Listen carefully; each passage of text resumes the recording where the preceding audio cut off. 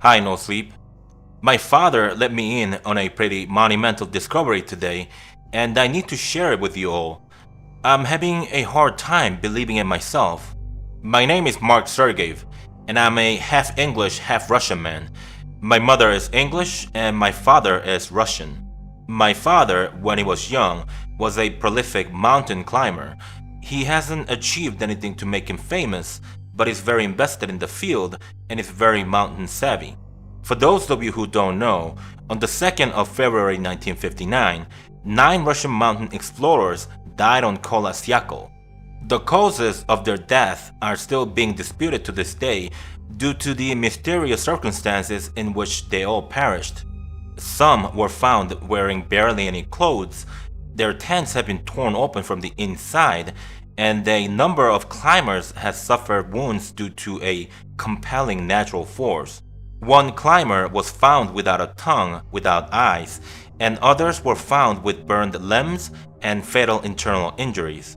Investigators have speculated that the climbers may have died due to hypothermia or because the indigenous Siberian tribe of the Mansi people attacked them. Some even suggested that the climbers were killed in military experiments or by a Yeti. However, today my father has given me evidence of something far more paranormal. One of the climbers, Zinaida Alekseevna Kolmogorova, seems to have documented the events that led to her demise along with the other 8 climbers. My father says he had her diary for many years. The documents I'm about to reveal to you have never been seen before by anyone outside of my immediate family. Here are the notable entries. 27th January 1959. We have commenced our march towards Otorten. Weather is good and spirits are high. I can smell success in the air. 28th January 1959. Yudin says he is unwell. Dyatlov has convinced him to carry on, but he's slowing the group. He's very pale and seems jittery. I haven't spoken to him since this morning, but Doroshenko tells me he's worried about Yudin. Yudin's getting worse. He has fainted twice and keeps regurgitating. The team is worried that he's drinking too much of our water. Dyatlov is quiet. He seems frustrated. Yudin has turned back. He has shaken us up. He fainted again, and when he came to, he was talking gibberish. He started saying, "You're doomed, and Igor Dyatlov has killed you all." Dyatlov packed some more food for Yudin and told him to turn back.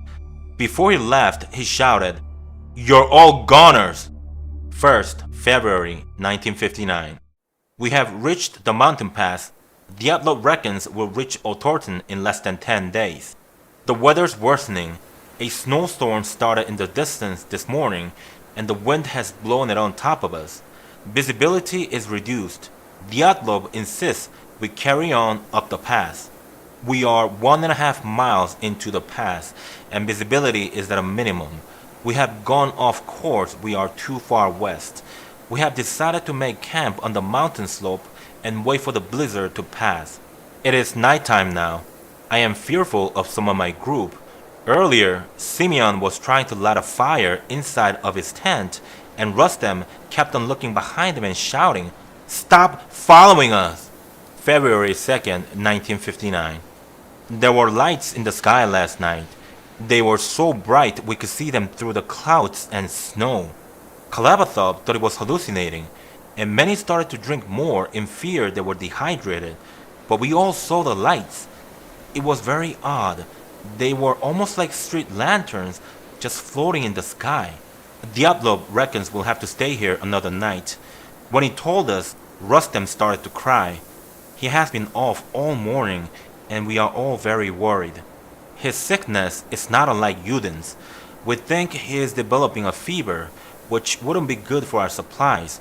We left a stash of supplies a few miles behind for the return journey, but to turn back and retrieve them would jeopardize the entire mission.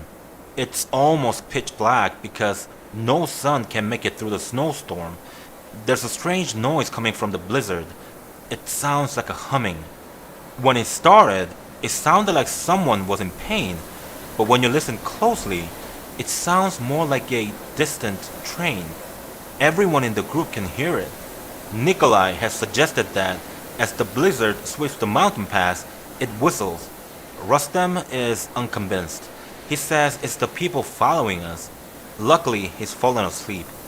The expedition has taken a turn for the worse. At nightfall, two of the group members disappeared. We're not sure where they've gone. I was in my tent and I saw a very bright light. At first, I thought Simeon had managed to light a fire inside his tent, but the moment I looked outside, the light vanished. It was then we realized that Yuri Krivonishenko and Yuri Doroshenko had left the camp. Dyatlov is getting a group of us together to go and look for the two Yuris. Rustem is in fits of laughter, and has been ever since the two explorers vanished. While we were preparing to leave the camp, we were forced to flee. Something ghostly is happening, and we are all very scared. I was packing supplies in my tent, and suddenly, many people in our group began to scream. A voice was in the air. It kept on calling out to us by name. I heard a tent being ripped, and when I looked outside, I saw someone running into the blizzard. I didn't see who it was. Just before they vanished into the storm, I saw them get thrown into the sky 5 meters and then fall back down. Me, Dyatlov, and Rustem had left the camp, and we are headed for our supply cache. We tried to get more people to come with us, but everyone are either dead or missing. Many seem to have fled the camp. The lights in the sky are brighter now. I think they are getting closer.